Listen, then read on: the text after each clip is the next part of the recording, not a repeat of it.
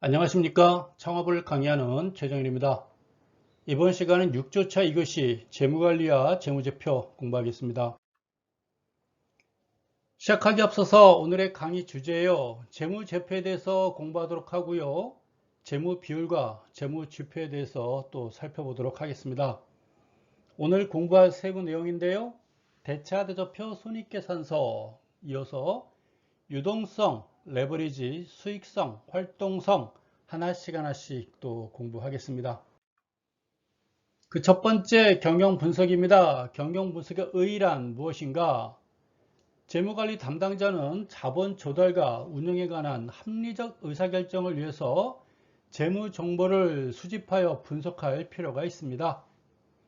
경영 분석은 기업의 재무 상태와 경영 성과를 평가하는 재무제표 분석을 우리가 경영 분석이다 라고 말하고 있습니다.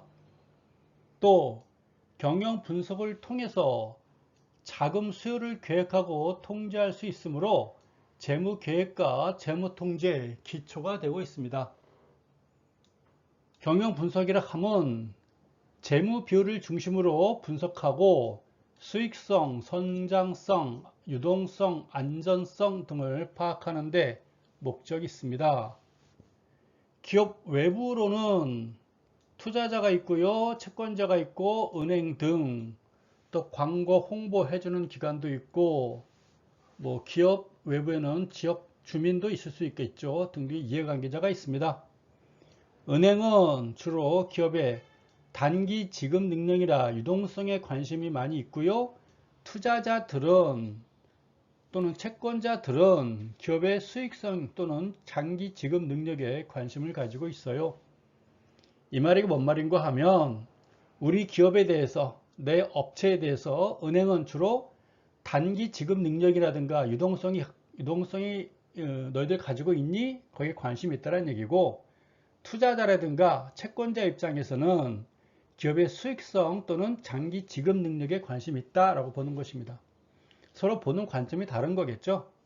투자자 입장하고 돈 빌려준 사람들은 서로 보는 관점이 다르다라고 보는 것입니다. 경영자는 내부 분석 주체로서 지급 능력, 또 유동성, 수익성, 성장성에 관심이 많이 있다라고 보입니다. 요 은자는 왜 붙었나 모르겠네요. 자, 이 실수. 네. 페이지 넘기겠습니다. 재무제표란 무엇인가? 경영 분석을 위하여 재무제표를 분석하고 있습니다. 재무비율 분석은 우리가 대차대조표하고 손익계산서를 주로 이용하고 있습니다. 즉 재무제표는 뭘로 하나요? 대차대조표, 손익계산서 가지고 우리가 분석하고 있어요 라고 말할 수 있습니다. 그럼 대차대조표란 무엇인가? 여러분들 다 알고 있겠으나 한 번 더 복습하도록 하겠습니다. 대차대조표 양식, 대차대조표는 일정 시점 기업의 재무 상태를 나타내기 위하여 작성하는 재무제표예요. 일정 시점 재무 상태, 예를 들어서 1990년도 12월 31일 기준으로 재무 상태, 2000년 12월 31일 기준으로 재무 상태, 2010년도, 2020년도 기준으로 재무 상태를 우리가 보는 것입니다. 그래서 그 기업의 한 1990년도부터 최근까지 한 30여 년간의 자료를 한번 쭉 살펴보게 되면 이 회사가 그동안 어떻게 살아왔는지 쭉 우리가 살펴볼 수가 있어요. 여러분들의 그 생활기록부죠. 초등학교 유치원 때부터 초등학교, 중학교, 고등학교, 대학교 때까지 여러분들의 생활기록부를 쭉 보게 되면 신체 발달, 키가 어떻게 컸는지, 몸무게가 어떻게 컸는지, 얼굴이 어떻게 변해왔는지, 성적이 어떻게 변해왔는지도 알 수 있겠죠? 바로 그겁니다. 대차대표 왼쪽에는 자산 항목, 오른쪽에는 부채 및 주주의 지분을 나타내고 있어요. 대차대표는 왼쪽이 자산, 오른쪽에는 부채와 자본, 즉 자기 자본과 타인 자본인데 서로 같아야 된다. 같아야 되는 형식으로 표시하고 있는데 자세한 내용은 표 2와 같다. 다음 페이지 표가 2가 있겠죠. 다음 페이지 표 2가 있습니다. 대차대조표 양식인데요. 이게 표 2 이렇게 쓰면 되겠군요. 표 2. 여러분 교재에 표 2 이렇게 한번 돼 있을 거예요. 네. 이쪽이 자산이고요. 이쪽이 이쪽이 차변이고 이쪽이 대변 맞죠? 네, 제가 그걸 기억해요. 이쪽이 차변, 이쪽이 대변. 그렇습니다.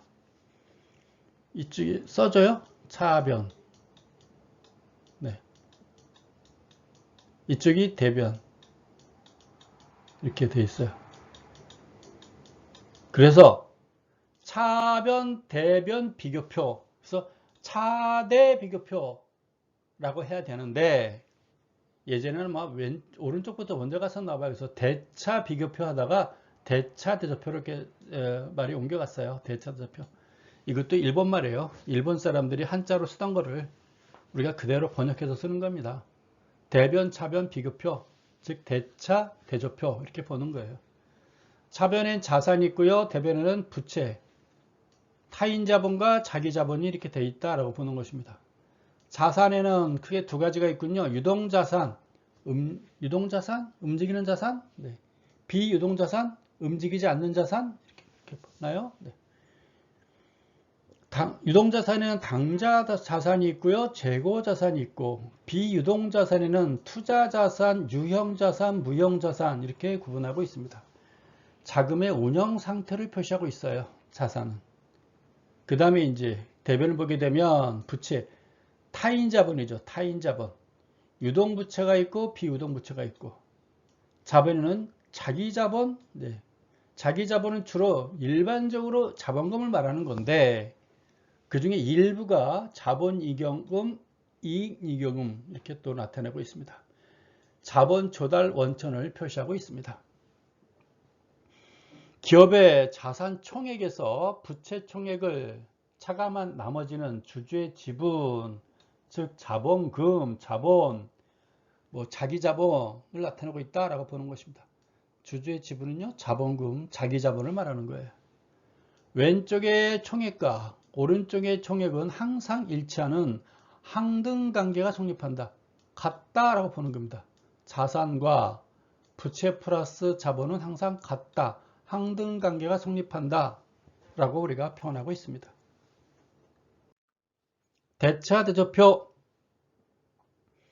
자산에 대해서 먼저 공부할게요. 자산은 유동자산과 고정자산으로 되어 있는데요. 구성되어 있는데 고정자산이라 하면 비교적 수명이 긴 자산으로 유형고정자산과 무형고정자산으로 구분하고 있어요. 자동차라든가 컴퓨터 등은 유형고정자산이고요. 유형, 눈에 보인다 그 말이겠죠. 형태가 있다. 자동차, 컴퓨터는 유형 형태가 있다. 상표권, 영업권 등은 눈에 보이지 않죠. 무형고정자산 이렇게 표현하고 있군요. 네. 눈에 보이는 자산이니 눈에 안 보이는 자산이니 라고 표현하는 것 같습니다. 이번에 이제 유동자산이 있어요. 1년 이내에 현금으로 전환되는 자산을 유동자산, 재고자산과 현금, 외상매출금 등이 있습니다. 그래서 크게 고정자산이 있고요. 유동자산으로 구분했습니다. 고정자산은 유형고정자산과 무형고정자산으로 또 같이 구분했었군요. 그래서 이제 자산에 대해서 우리가 공부는 다 이제 끝난 겁니다. 자산이 무엇이니 물어보면 여러분들은 이 페이지에 있는 것 쫙쫙쫙 설명을 이제 할 수 있어야 되겠습니다. 부채. 부채는 대차대조표 우측 상단에 표시하고 있고요. 기업이 상환할 의무가 있는 금액을 우리가 부채 이렇게 말하고 있습니다. 갚아야 돼요. 왜? 타인 자본이에요. 상환 기일에 따라서 유동부채와 고정부채로 구분하고 있어요. 그러면 유동부채는 무엇이니? 1년 이내 상환해야 되고 장기 부채 앞에 표기한다. 유동부채를 먼저 표기한다는 얘기예요. 유동부채를 먼저 쫙 한 다음에 이어서 이제 고정부채를 나열한다. 그런 얘기겠죠. 외상매입금, 단기 차입금 등은 단기 부채로서 유동부채다라고 표현하고 있습니다. 이어서 고정부채는 무엇이니? 라고 또 물을 수가 있겠네요. 고정부채는 무엇이니? 상환기일이 1년 이상인 장기 부채를 우리가 고정부채 이렇게 또 표현하고 있습니다. 기업은 장기 부채를 조달하여 장기 자본으로 사용할 수가 있어요. 여러분 각 가정에서도 장기 부채 집 살려고 그래요. 집 사는데 아버지가 집을 담보로 은행 가가지고 10년, 20년 부채를 아마 대출을 받아 올 거예요. 장기 부채가 되는 거겠죠. 장기 부채. 또 사업을 하려고 그래요. 내 가지고 있는 뭐 아파트라든가 우리 사무실이라든가 건물이라든가 땅을 담보로 해가지고 은행에서 돈을 빌려오겠죠. 장기 부채요. 한 10년, 20년 빌려오겠죠. 그 자금 가지고 장기 자본으로 우리가 사용할 수 있는 거겠죠. 뭐 어려운 내용은 없으니까 또 지나가도록 하겠습니다. 손익계산서 이제 대차 대조표 살펴봤고요. 이제 손익계산서에서 또 공부하도록 하겠습니다.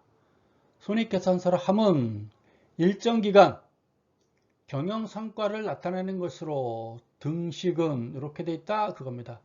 수익 빼기 비용은 이익이다 보는 거겠죠. 일정 기간이란 건 보통 1년이에요. 거의 일반적으로 대부분 거의 그냥 거의 보통이 아니라 일반적으로 거의 1년이다 라고 보는 것입니다. 물론 때로는 뭐 반기도 있어요. 6개월짜리도 있고요.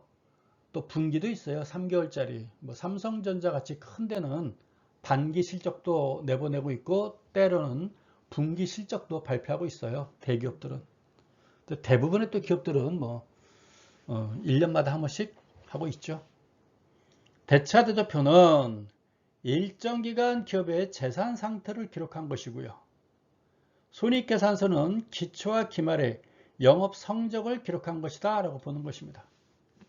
여러분 생활기록부를 보게 되면 앞면에는 여러분들 사진이 있어요. 주소지가 있어요. 그 키와 몸무게가 있어요. IQ도 있어요. 선생님들이 여러분들 보는 의견서도 있어요. 여러분들의 희망, 뭐 직업 쭉 적혀 있어요. 등등이 쭉 적혀 있어요. 여러분들이 뭐 특별활동한 내용도 있어요. 뒷장을 보게 되면 여러분들의 성적이 쭉 나와 있어요. 이해가시죠? 그래서 생활기록부 앞면은 대차대조표고 생활기록부 뒷면은 손익계산서다라고 이해를 하면 좀 이해가 될까요? 네. 손익계산서는 다음 네 부분으로 구성되어 있습니다. 영업이익과 영업비용 있고요. 두 번째 영업외 수익과 영업외 비용으로 또 구분하고 있습니다. 법인세도 있고요.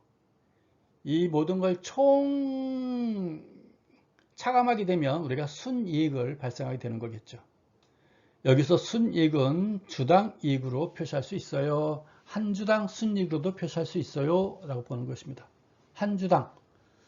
우리 회사 전체가 100만 원 벌었어요. 우리 회사가 100만 원 벌었어요. 우리 회사가. 네, 100만 원. 그러면 우리 회사 발행 주식이 100만 주예요. 만주를 발행했어요. 만주. 1만 주 발행했어요. 만주. 우리 회사가 총 벌어들인 게 100만 원 벌었어요. 100만 원 벌었어요. 총 회사. 1년 동안 100만 원 벌었는데 우리 회사 발행 주식수가 만주예요. 만주. 그럼 한 주당 얼마 벌었어요? 한 주당은 100원씩 버는 거죠. 한 주당 100원씩 번 게 되는 거겠죠. 이게 주당 이익을 말하는 거예요. 한 주당 100원이에요. 이렇게 말하는 겁니다. 이해 가시나요? 우리 회사가 올해 1년 동안에 총 100만 원 벌었어요. 100만 원. 100만 원을 벌었는데 우리 회사가 발행 주식수가 만주예요. 그럼 한 주당 100원 버는 거죠. 한 주당. 이해 가시나요? 그 이야기입니다. 그래서 순이익은 100만 원 이렇게 적어도 되고 아니면 한 주당 100원 이렇게 적어도 뭐 된다라고 보는 것이에요. 두 개 다 적어주면 더 예쁘죠. 손익계산서, 회계 기준과 손익계산서가 있어요. 손익계산서에서 회계 기준, 현금 항목과 비현금 항목, 기간과 비용의 세 가지 요소를 고려해 가지고 재무 의사 결정을 하는 겁니다. 손익계산서 가지고. 손익계산서에서 수익과 비용은 발생주의로 인식하고 있어요. 수익이 발생했을 때, 비용이 발생했을 때를 말하는 거다 그 말입니다. 수익은 발생했는데 돈은 나중에 들어오는데요. 나중에 들어오긴 들어오더라도 일단 발생했을 때 발생주를 인식한다라고 보는 것입니다. 우리가 태어나면 뭐 부모 위주로 보는 데인가도 있고 우리는 부모 위주로 보는가요? 미국은 발생 지역으로 보는 거죠. 미국 내에서만 태어나면 미국 시민권자가 되는 거고 한국은 한국에서 태어났어도 부모 국적이 어디냐에 따라서 달라지는 거겠죠. 막 그거 아니겠나 싶어요. 네. 수익은 인식할 수 있는 경제적 행위가 발생하였을 때, 비용은 수익과 관련된 지출이 발생했을 때를 판단한다 라고 보는 것입니다. 오늘날 회계에서 수익과 비용은 현금의 유입과 유출에 의한 현금주의가 아니다 라고 보는 겁니다. 수익이 발생했어요. 근데 돈은 한 달 뒤에 들어와요. 현금은 한 달 뒤에 들어온다 그 말입니다. 그래서 현금의 유입과 유출에 의한 현금주의가 아니고요. 발생주의다 라고 본다 그 얘기예요. 이해 가시죠? 발생주의. 네.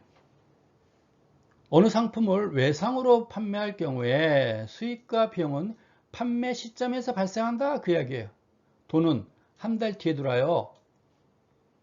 내가 외상으로 판매했을 때 그 시점에 내 수익이 발생하는 거예요. 돈은 한 달에 뒤에 들어오더라도 현금주의가 아니라 발생주의. 내가 또 누군가로부터 외상으로 물건을 가져왔어요. 이때 비용이 나간다 그 말이에요. 발생주의. 돈은 한 달 뒤에 주더라도. 되게 쉽네요. 이제 손익계산서 또 공부하도록 하겠습니다. 비현금 항목이 또 있어요.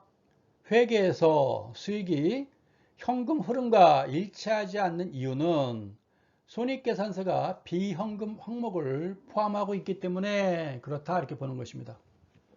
비현금 항목에서는 감가상각비가 매우 중요하다라고 보는 거예요. 어느 자산에서 어느 자산으로 인해 가지고 수익이 몇 년간에 걸쳐서 발생하게 되는데 이 수익을 자산 구입에 들어간 비용과 연결시키고자 라고 우리가 하고 있다고 보는 것입니다. 감가상각비가 뭐냐면요. 앞서도 한번 설명드린 적이 있었는데 여러분들이 스마트폰을 100만 원에 구입했어요. 100만 원에. 근데 학생이 아주 착실하고 모범적인 학생이 검소해가지고 글쎄 무려 4년간을 사용한다네요. 4년간씩이나. 오, 여러분들은 몇 년에 바꾼지 모르겠다. 이 학생은 아주 모범적인 학생이라 4년 만에 바꾼대요. 4년 후에. 그러면 첫 해 25만원 감가상각, 두 번째 25만원 감가상각, 3년째 25만원 감가상각, 4년째 25만원 감가상각 되면서 100만원이 사라지는 거겠죠. 100만원을 구입했는데 4년째 될 때 폐기처분 시킬 때 한꺼번에 다 사라지는 게 아니라 해마다 1년씩 25만원씩 25만원씩 25만원씩 25만원씩 감가상각이 되는 거다라고 이렇게 보는 것입니다. 여러분도 이제 손익계산서에도 핸드폰, 여러분 스마트폰 25만원 해가 하나가 지날 때마다 25만원씩 감가상각, 감가상각, 감가상각 해야 되겠죠.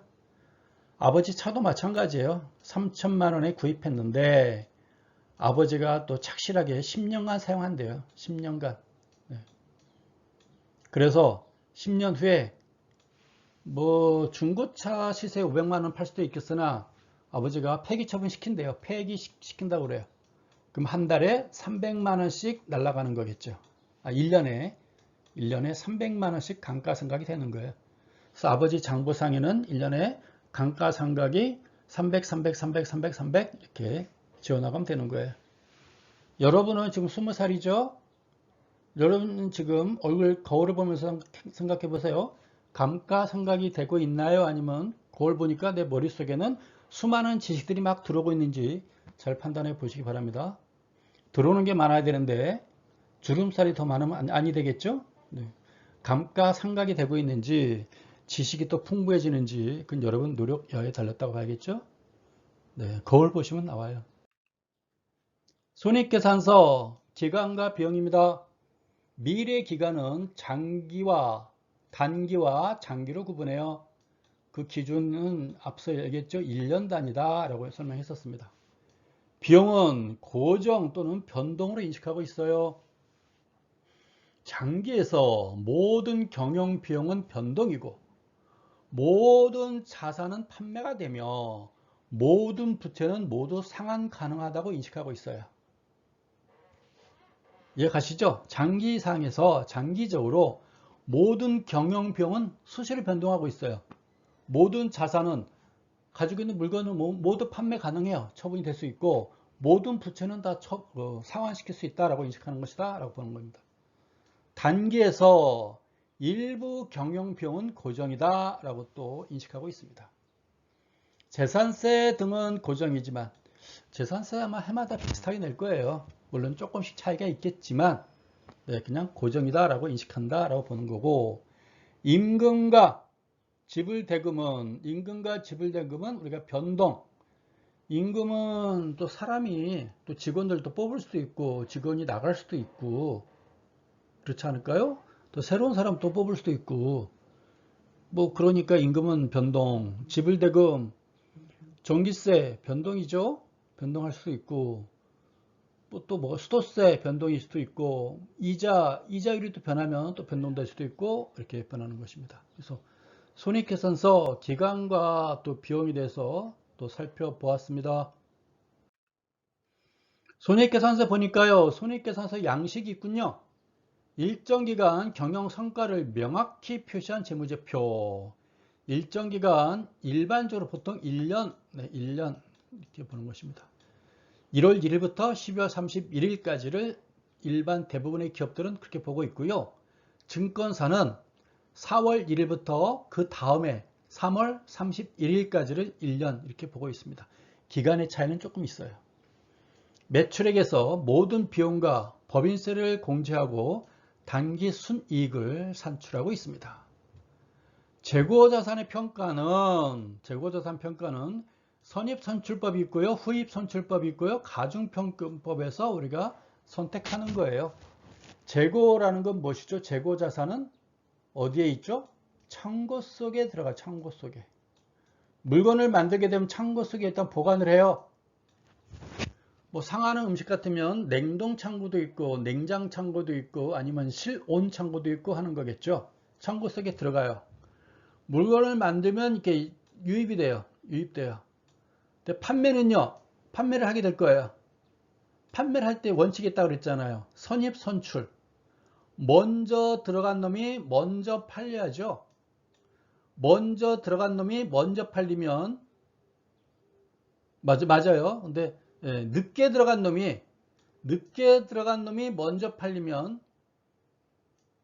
먼저 들어와 있는 애들은 계속 재고 싸다가 썩어서 없어질 수 있어요. 그래서 선입 선출. 먼저 들어갔던 애들이 먼저 나간다. 그래서 재고 자산에는 선입 선출법도 있고 후입 선출법도 있고 그렇다 그런 얘기예요. 후입 선출법은 늦게 들어간 놈이 먼저 팔린다는 얘기인가요? 그게 아니라 물건은 뒤늦게 들어갔으나 가격은 먼저 나가는 걸로 계산한다 그런 얘기겠죠. 가중평균법, 일정 기간 한 달 동안 판매된 금액을 평균으로 한다 그런 얘기도 있고요. 감가상각은 정액법 있고 정률법 있고 생산비례법에 따라서 이익과 세금에 영향을 주게 된다라고 보는 것입니다. 단기순이익은 일정 기간 얻은 수익에서 모든 비용을 차감한 것으로 배당금과 재투자 원천이 되고 있어요. 단기순이익, 총 순이익이 생겼어요. 여러분이 알바비를 받았어요. 그게 총 순이익이에요. 그러면 이 돈 가지고 배당을 줄까 재투자할 것인가? 배당이란 게 무엇이죠? 내가 열심히 일했으니까 나를 위해서 써야 될 거 아니에요. 나를 위해서 화장품도 사고 옷도 사고 등등 해야 되겠죠. 재투자, 혹시 모르니까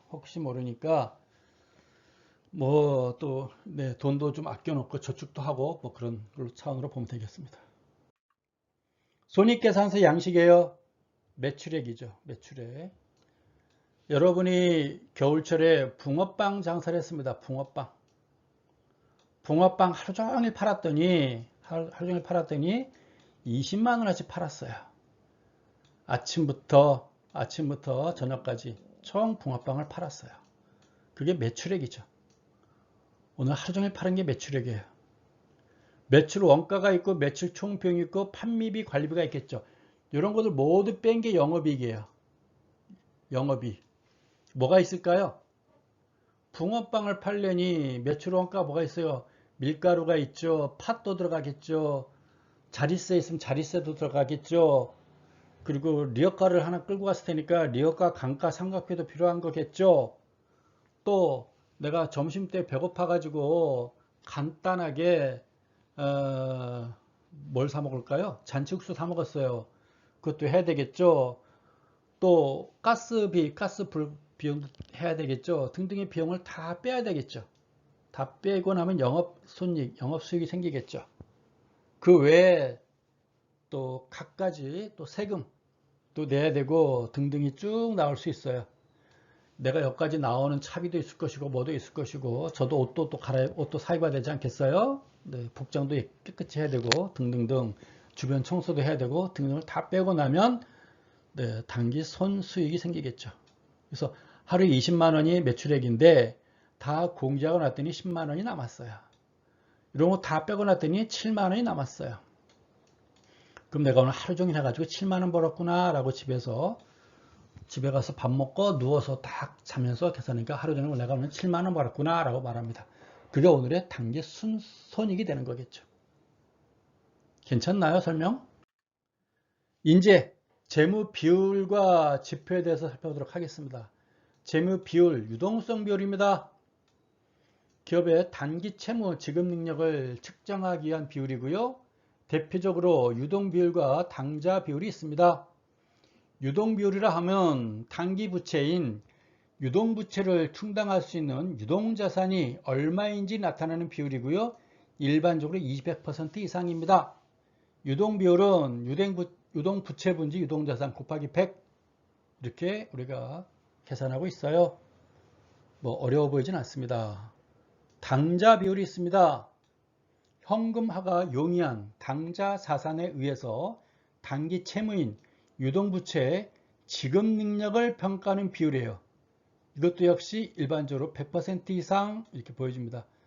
당좌 비율 공식은요. 유동부채 분지 유동자산 빼기 재고자산 곱하기 100 이렇게 나누고 있어요. 뭐 유동비율과 당좌 비율의 뭐 공식은 비슷하나 여기 재고자산이 하나 더 들어가는 그 차이가 있는 거겠죠? 뭐 유사하다라고 보면 되겠습니다.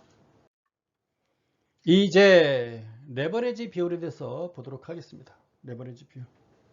기업이 타인 자본에 어느 정도 의존하고 있는지 측정하는 비율, 부채 비율과 이자 보상 비율이 있습니다. 타인 자본과 자기 자본의 비율로 자본 구성의 안정성을 추구하는 비율, 부채 비율이라고 그래요. 자기 자본 분지 타인 자본 곱하기 100% 하고 있는데요. 부채 비율은 제가 많이 따진다고 그랬죠. 대차도 접해서 자산 뭐 타인 자본 먼저 쓸게. 이번에는 타인 자본, 타인 자본, 자기 자본, 자기 자본 요 비율이에요. 타인 자본 분지 자기 자본 요 퍼센트 요 비율을 말하는 겁니다. 일반적으로 지난주에 설명했었을 거예요. 자기 자본이 100만 원이면 타인 자본이 대략 한 200% 이상이지 않겠니? 2배 이상이지 않겠니? 내가 100만 원이 자본금이 있으면 타인 자본은 대략 200만 원 이상이지 않겠니? 뭐 2배 이상이지 않겠니? 라고 일반적으로 보는 거다라고 보는 것입니다. 미국 내 우량 기업을 20개 우량 기업 선정해서 봤더니 대략 부채 비율이 200% 정도는 되더라 라고 보는 것입니다.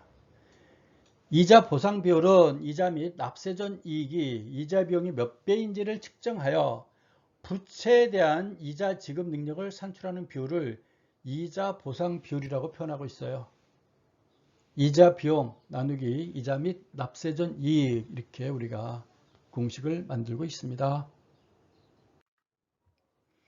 이제 활동성 비율이에요. 기업의 자산이 얼마나 효율적으로 활용되고 있는지 나타내는 비율이고요.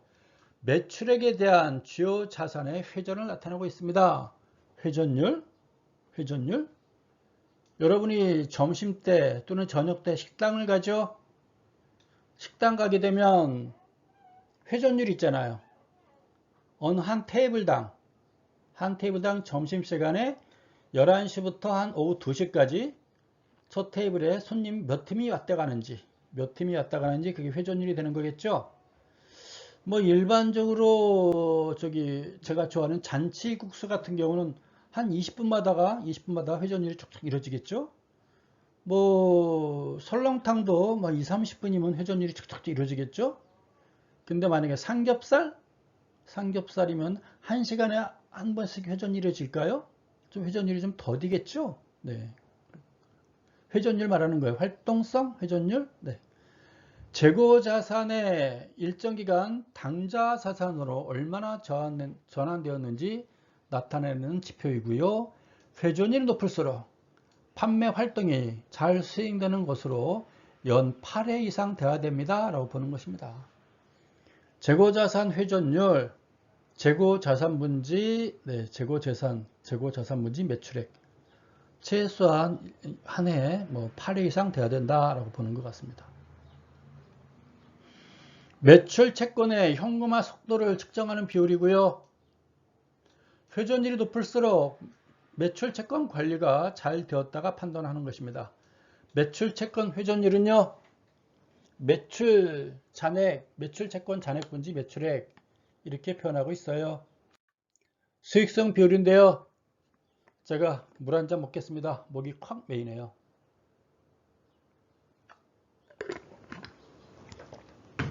네, 수익성 비율입니다. 기업 경영 성과의 종합적인 평가 비율이고요. 매출액에 대한 손익과 기업에 대한 투자한 총 자본의 순이익 등이 있다라고 보는데요. 바로 매출액 순이익률이 있고요. 총 자본 수익률 두 가지로 구분하고 있어요. 매출액 순이익률은 매출액 분지 순이익 곱하기 100. 오늘 20만 원어치 팔았는데 20만 원 팔았는데 순이익이 7만 원이에요. 그럼 매출액 순이익이 얼마나 되느냐라고 보는 것입니다. 이번엔 총 자본 수익률이에요. 내가 붕어빵 하려고 50만 원 투자했는데요. 오늘 제가 7만 원 벌었어요. 그러면 총 자본 이익률이 어떻게 되느냐 이렇게 따져보는 겁니다. 어렵지 않아요. 지금까지 공부한 그 경영 분석의 주요 지표들을 이제 또 표로 살펴보도록 하겠습니다. 구조 분석이 있고요. 경영 비율이 있고요. 판단 기준이 있고요. 경영 분석을 이렇게 구분하고 있어요. 고정 비율이라는 게 있어요. 고정 비율. 자기 자본 분지 고정 자산 비율을 말하는 거예요. 곱하기 100. 당연히 퍼센트가 있겠죠. 묻지도 말고 따지도 않고 100 곱하기 100하면 퍼센트가 있습니다. 100% 이하일수록 좋은 거겠죠. 자본 배정의 적합성을 따져보는 겁니다. 공정 장기 적합률, 장기 자본 분지 고정 자산. 당연히 퍼센트가 있는 거겠죠. 100% 이하야 좋은 거겠죠. 자본 배정의 적합성 물론 보는 것이고 대규모 시설이 필요한 기업의 경우가 따져보는 거고 고정 비율의 보조 비율을 보는 겁니다.